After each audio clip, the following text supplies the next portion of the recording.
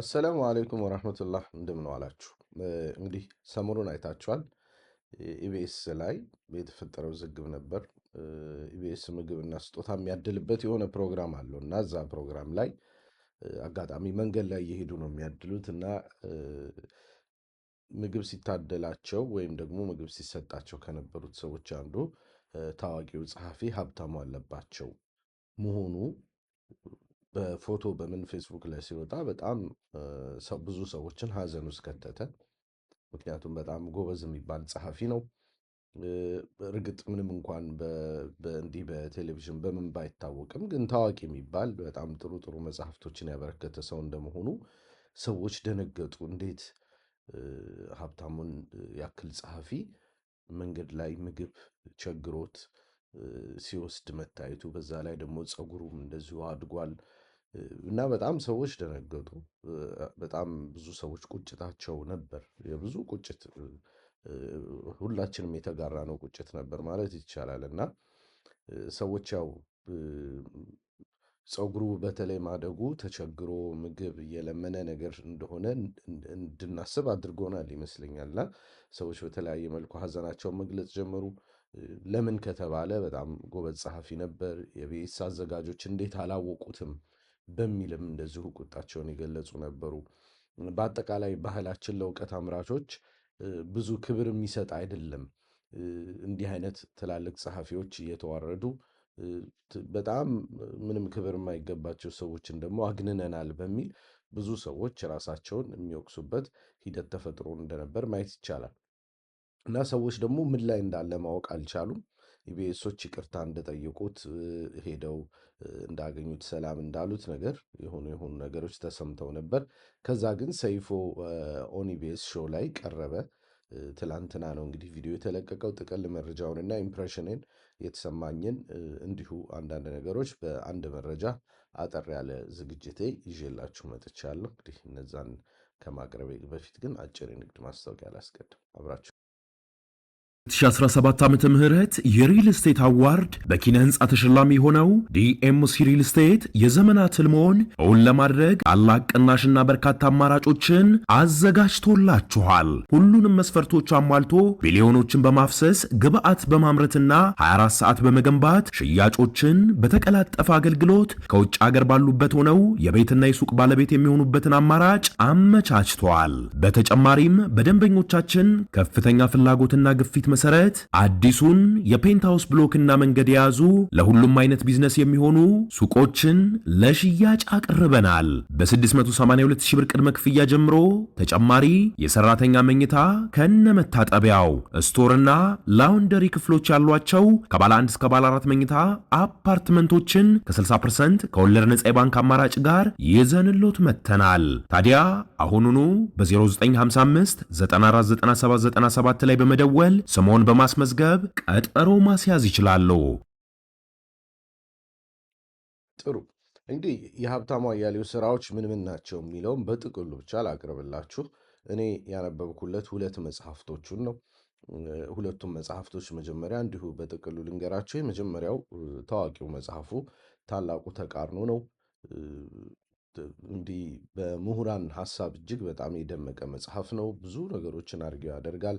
ሀሳቦችን ያህል ሁሉም የሚያተኩረው በተለይ ከኢትዮጵያ ስሪት ጋር በተያያዘ ነው። በተለይ ደግሞ አፄ ምኒልክ ይዘውት የመጡት ፕሮጀክት በመልኩ ፌል አደረገ። ምንድነው ችግሩ? ቁልፋቶቹ ምን ላይ ናቸው? ምን ምን ችግሮች ተፈጠሩ? እነዛ ችግሮች በምሁራን እንዴት ይታያሉ የሚለውም በጣም ድንቅ በሆነ መልኩ ዘርዝሮ ያሳያል። የሁሉንም ጎን መከራከሪያዎች በደንብ አድርጎ ነው የሚያሳየው። ከዛ አንጻር ከምር የኢትዮጵያን የፖለቲካ ቁልፋቶች ማወቅ ለሚፈልግ ሰው በጣም ቆንጆ ሬፈረንስ መሆን የሚችል መጽሐፍ ነው። እኔም በተደጋጋሚ በማቀርባቸው ፕሮግራሞች ላይ ይህንን መጽሐፍ እንደምጠቅሰው ያስተዋላችሁ ይመስለኛል። ሁለተኛ ያነበብኩለት መጽሐፍ እኔ የቄሳር እንባ የሚለውን ነው። ልቦለዳዊ ታሪክ ነው። ልቦለዳዊ ማለት ታሪካዊ ሁነቶችን ልክ በልቦለዳዊ ገጸ ባህሪዎች አስመስሎ የሚያቀርብበት ነው። በደርጉ ዘመን ላይ ነው የሚያተኩረው። በተለይ ደግሞ በመንግስቱ ኃይለማርያም አመራር በሳቸው ስብዕና በሳቸው እንትን ዙሪያ ልክ የሆነ ድራማታይዝ እያደረገ የተወሰኑ እንትኖችን ካራክተሮችን እየፈጠረ እንትን ይላል። ይሄ የታሪካዊ ልቦለድ ሆኖ ሞር ወደ እውነታው በጣም የቀረበ በእውነታዊ ክስተቶች ላይ የተመረኮዘ ሆኖ ግን መሃል ላይ ያንን ታሪኩን የሚያስኬዱ ገጸ ባህሪያቶችን በማድረግ ማለት ነው። እና ኦልሞስት ታሪክ መጽሐፍ ከማንበብ ብዙ አይለይም። እ፣ ብዙ ጊዜ በጣም ወጣ ይላሉ። ይሄ ልቦለዳዊ ይዘት ሲሆን ከታሪኩ በጣም የማንፈንገጥ ነገር ይታያል አይደል? የእሱ ግን እኔ የቄሳር እንባን ባነበብኩት ከታሪካዊ ሁነቱ ጋር በጣም የተሳሰረ አድርጎ የሚያመጣቸው ነገሮች አሉ። ከዛ አንጻር እንደዚሁ ጥሩ ግንዛቤ ይገኝበታል። ይህ ኖርማሊ የልብ ወለዳዊ ፓርት እንዳለ ሆኖ ግን የመንግስቱ ኃይለማርያምን አስተሳሰብ ሊሆን ይችላል፣ የወቅቱን ሁኔታዎች፣ የባለስልጣናትን አመለካከት፣ ተግባራት ወዘተ በማንጸባረቁ በኩል ጥሩ የተሳካለት እንደሆነ አስባለሁ። ሁለቱን አንብቤያለሁ። ከዛ ውጭ ያሉትን ያው እንግዲህ ውጭ ሀገር ያለ ሰው መጽሐፍ እንደ ልብ አናገኝም። ስለዚህ ገና አላነበብኳቸውም። አንድ ግን የማን ነው የሱፍ አበባን ጀምሬዋለሁኝ። እንግዲህ ምናልባት ሳነበው ጥሩ ሆኖ እንደማገኘው ተስፋ አደርጋለሁ። ቀሪዎቹን ግን እንዲሁ ከተስፋ አብ ተሾመ ከጻፈው ጽሁፍ ላይ ዝርዝራቸውን ብቻ ወስጄላችኋለሁ። ጉልጥምት ኢትዮጵያ የሚል መጽሐፍ አለው። የሚያተኩረው ኢትዮጵያ ላይ የሃይማኖት ጦርነት ያሰጋል አያሰጋም የሚለውን ጥያቄ በመመለስ ላይ ነው። የኢትዮጵያን የደህንነት ሁኔታ፣ የሃይማኖቶቹን ባህሪ፣ የሀገሪቱን ስሪትና የህዝቡን ስነ ልቦና መሰረት አድርጎ እንዲህ አይነት ስጋት እንደሌለ የሚገልጽበት ነው። አይ ሆፕ ኢዝ ራይት። መጽሐፉን አላነበብኩትም፣ ስለዚህ መፍረድ አልችልም። ግን ትንታኔው ጥሩ እንደሚሆን እጠብቃለሁ ከጸሐፊው ካሊበር አንጻር ማለት ነው። አስኳላ የተባለ እንደዚሁ መጽሐፍም አለው። ትምህርት ምንድን ነው? ፋይዳው ምንድን ነው? ኢትዮጵያ ላይ ያለው የትምህርት ታሪክ ምን ይመስላል የሚል ነገር ላይ የሚያተኩር ነው። የሱፍ አበባ የኢሃፓውን ዘመን የቀይ ሽብርና የነጭ ሽብር እነዚህን ግርግሮች የሚያሳይበት እንደዚሁ መጽሐፉ ነው። አውሮራ ደግሞ የኢትዮ ኤርትራ ግጭትና ስንጥቃት ላይ አተኩሮ የቅኝ ግዛት ጥያቄው እንዴት ተፈጠረ፣ የስነ ልቦናው መለያየት ምኑን እነዛ ሁላ ነገሮች የሚዳሰሱበት መጽሐፉ ነው። አንፋሮ የልጅ ኢያሱና የራስ ተፈሪን ውዝግብ መፈንቅለ መንግስቱን የዳሰሰበት የወቅቱን ፖለቲካ እንግዲህ ኢትዮጵያ ወደ አካታች ፖለቲካ ለመግባት የተሞከረበት የአሲሚሌሽኑ በተወሰነ መልኩ ለማቀዝቀዝ ለመቀልበስ የተሞከረበት ሂደት እንደሆነ ይታወቃል። ከዛ አንጻር በጣም የጓጓሁበት መጽሐፍ እንደውም ይሄንኛው ነው። ከሌሎች ውስጥ ይህንን መጽሐፍ ለማንበብ ጓጉቻለሁ። በልጅ ኢያሱ ዙሪያ ታውቃላችሁ ብዙ ፕሮግራሞች ሰርተናል እና በጣም ኢንተረስትድ መሆን ይመስለኛል እሱን የእሱን እንትን ለማየት ማለት ነው። ህንፍሽፍሽ የሚለው ደግሞ ከ1993 ህወሓት የደረሰበትን ስንጥቃትና ክፍፍል ጋር በተያያዘ ያለ መጽሐፍ እንደሆነ እነዚህ እንግዲህ ጥቅል ዳሰሳው የተስፋ አብ ተሾመ ነው ከፌስቡክ ላይ ማለት ነው። ከእሱን የወሰድኩት የስድስቱን ሁለቱን ከራሴ ካነበብኩት ነው የነገርኳችሁ። ሁሉም ስራዎቹ አስተውላችሁ ከሆነ የታሪክ ማዕዘን በሚባሉ የኢትዮጵያ ሞመንቶች ላይ ያተኮሩ ናቸው። የአገሪቱን የፖለቲካ ቁልፋት ለመፍታት በጣም የሚፈልግ ደራሲ ይመስላል። ያንን ችግሩን ማሳየት ይፈልጋል። ከሁሉም አንጻር ያለውን ነገር ለመፈተሽ ይሞክራል። which is brilliant። በግሌ በጣም ጥሩ ኳሊቲ ነው። እንዲህ ያሉ ጸሐፊዎች ለኢትዮጵያ በጣም ያስፈልጋሉ ብዬ ነው የማስበው። በጣም ጉድለት ያለብን ሳይድ ስለሆነ ከዛ አንጻር መጽሐፍቶቹ ድንቅ የሚባሉ ናቸው። እንግዲህ ይሄ ነው ሰዎችን ያስደነገጣቸው። በዚህ ደረጃ ድንቅ የሚባል ጸሐፊ ተቸግሮ የሚበላው አጥቶ መንገድ ላይ ከኢቢኤስ እርዳታ ሲቀበል መታየቱ በጣም ብዙ ሰዎችን እንትን አለ እና ሀዘን ውስጥ ከተተ። እኔም ድንግጥ ነበር ያልኩት ወላሂ ሳይ ማለት ያስደነግጣል። እንትን የምትጠብቁት አይደለም። ምክንያቱም መጽሐፉን ስታነቡ የሚሰማችሁ በጣም አድናቆት ነው ለሱ አጻጻፉ፣ ምኑ መረጃዎቹን የሚያጠናክርበት መንገድ፣ ትንታኔዎቹን የሚያቀርብበት መንገድ በጣም ያስደምማል እና በዚህ ደረጃ ካሊበር ያለ ሰው እንደዛ ሆኖ ስታዩ ትደነግጣላችሁ። ኖርማሊ መደገጥም ያለ ነው። ከዛ አንጻር የሁላችንም ሀዘን እንደነበር አስታውሳለሁ። ሰይፉ ሾው ላይ ከቀረበ በኋላ ብዙ ነገሮች ግልጽ ሆነዋል። በፊት እንግዲህ እንዳልኳቸው አሰምሽኑ ያ ነው በቃ ታሞ ፀጉሩ እንትን ብሎ ምን ብሎ በቃ የሚበላው አቶ በረንዳ የወጣ ተደርጎ ነው የተወሰደው። እኔም እንደዛ መስሎኝ ነበር ስጠብቅ የነበረው። አክቹሊ ግን እውነታው እንደዛ እንዳልሆነ ተረድተናል። ደስ ብሎኛል በበኩሌ ማለት ነው። በቃለ መጠይቁ ውዝግቡ ሙሉ በሙሉ የተፈታ ይመስላል።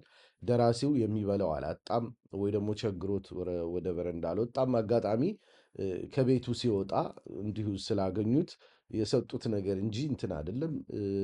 ከቤቱ ሲወጣ ነው ያገኛቸው። ኖርማሊ ህይወቱ ላይ ኖርማሊ ችግር ቢኖርበትም እንዲህ ወደ ልመና ወደ ምን የሚያስወጣ ነገር እንደሌለ ነው የተናገረው። ሙሉ ሰዓት ጸሐፊ መሆኑን የሚተዳደረው በጽሁፍ ስራ መሆኑን እስካሁን ከጻፋቸው ውስጥ ሁለት መጽሐፍቶቹ ለኑሮው ትንሽ እንዳገዙት ጥሩ እንደሄዱለት ከሌሎቹ ግን ያው ብዙም አሪፍ ነገር እንዳላገኘ እንደዚሁ ጠቅሷል። ከዛ ውጭ በዩኒቨርሲቲ መምህርነትና በኃላፊነት ደረጃ ሰርቶ የሚያውቅ መሆኑንና በኋላ ላይ በጽሁፍ ጉዳይ ቢዚ ለመሆን ፈልጎ ወደዚህ ህይወት እንደገባ ግን ያው አንዳንዴ ሲያስቸግረው ተመልሶ ወደ ስራ ዓለም የመመላለስ ነገር እንዳለ ጠቅሷል። ፀጉሩ መንጨባረሩን በተመለከተ ስጽፍ ስመሰጥ አንዳንድ ጊዜ እንደዛ አደርጋለሁ። ብዙም አልጠነቀቅም ከዛ አንፃር እንጂ እንደዛ የተለየ ችግር ኖሮ አይደለም የሚል ነገር ተናግሯል። የጸሐፊነት ህይወት ደግሞ ከችግር እንደማያወጣ ዘርዝሮ አስረድቷል። በጣም ቁጥብ ኩሩ የሆነ ማለት እንዲህ እንትን ራሱን ላለማጋለጥ የሚሞክር ኖርማሊ ደስ የሚል ስብዕና ያለው ሰው ሆኖ ነው ያገኘሁት። በግሌ በእንትኑ እንትን ነው አብሮት ከዛ ግን አብሮት ሌላ የእሱ ወዳጅ ብሎ ሰይፉ ያቀረበው ሰው ነበር እና ያ ሰው ስሙን ይቅርታ አልያዝኩም፣ ረሳሁኝ፣ ዘነጋሁኝ። ብቻ ግን እሱ ደግሞ ስለ እሱ ብዙ ነገሮችን አውርቷል። ስለ ጸሐፊው ስብዕና ኩሩ ሆኖ እንጂ ችግር እንዳለበት ሰው ፊት ለመጋለጥ ስለማይፈልግ እንጂ አሁን እንደምትሉት እንትን አይደለም፣ ችግሮች አሉበት።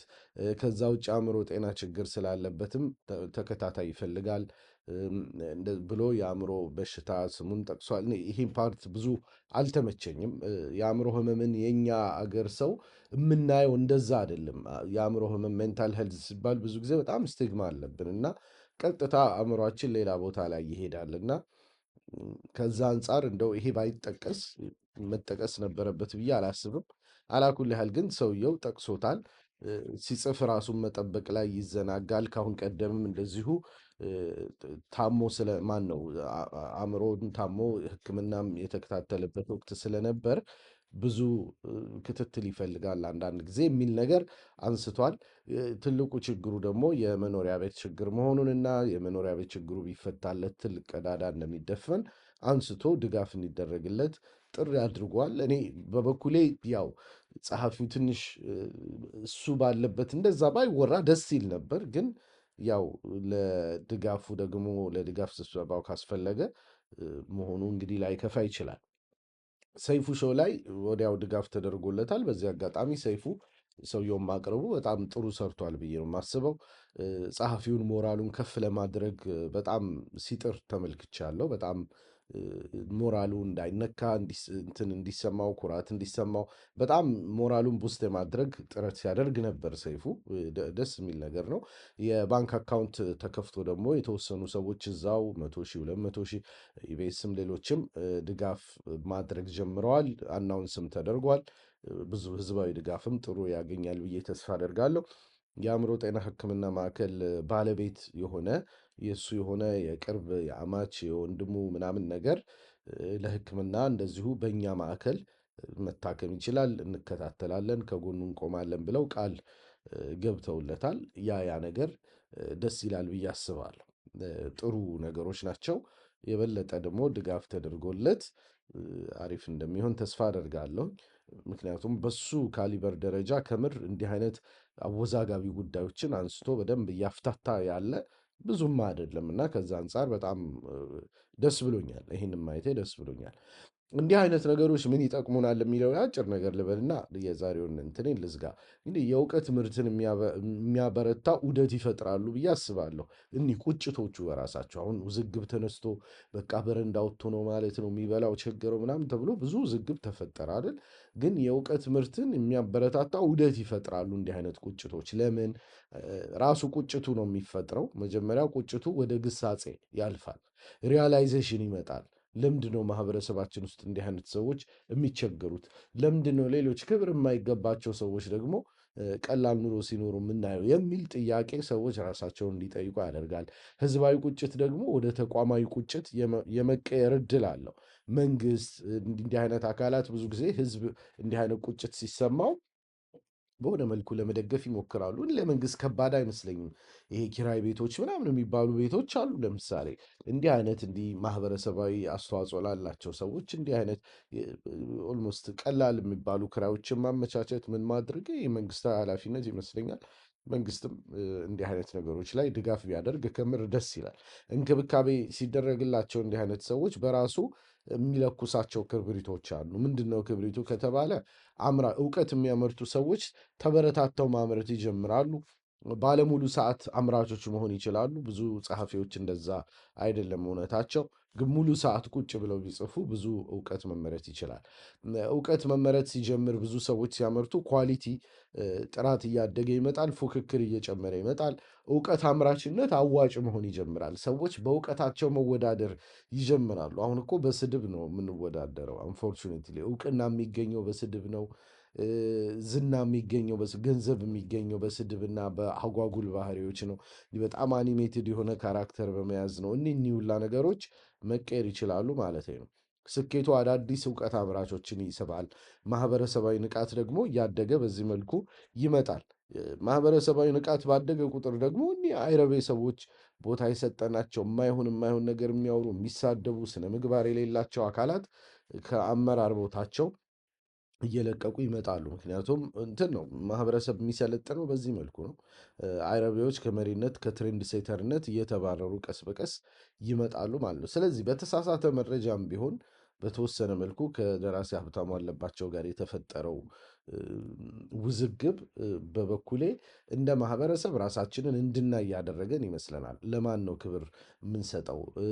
ክብራችንን፣ ዝናችንን፣ ትኩረታችንን ወዳልሆኑ አካላት እያዞርን አይደለም ወይ የሚል ጥያቄ የአንድ የሁለት ቀንም ቢሆን የሳምንትም ብትሆን ራሳችንን መጠየቃችን ጥሩ ስቴፕ ነው ብዬ ነው ስቴፕ ኢን ዘ ራይት ዳይሬክሽን ብዬ አስባለሁ።